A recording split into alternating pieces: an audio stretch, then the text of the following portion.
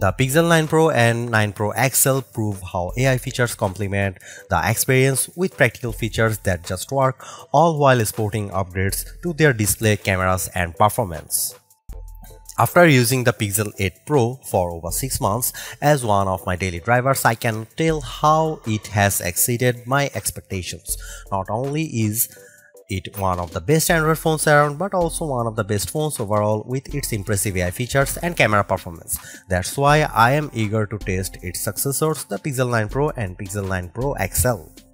The company is rearranging its Pixel lineup because instead of just one flagship model, we are getting two instead, while the standard Pixel 9 and Pixel 9 Pro Fold round things out on the other ends of the spectrum.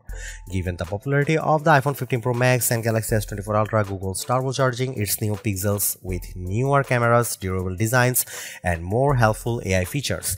As much as Apple Intelligence claims to redefine the iPhone experience, I think these new Pixel phones take it a step further.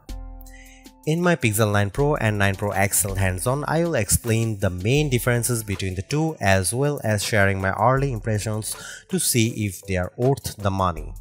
Just as a reminder, the Pixel 8 Pro launched at $100 more than its predecessor last year with its $999 starting cost, and that's for a phone with a 6.7-inch display. That's why the Pixel 9 Pro XL is regarded as its true successor because of its 6.8-inch display, whereas the Pixel 9 Pro has a smaller 6.3-inch one. Unfortunately, Google's also marking up the prices of its new Pixels. I think it's a mistake because Pixels have historically undercut the competition, making them much more appealing options without forking over the typical flagship cost. The Pixel 9 Pro and 9 Pro XL fetch for $999 and $1,099 respectively, which means yet another $100 increase for a phone with the same sized screen as the Pixel 8 Pro.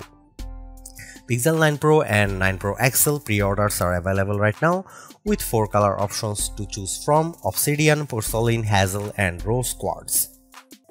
Google's unintentionally putting itself in a bind with this year's Pixels because of the price hike for the larger Pixel 9 Pro XL.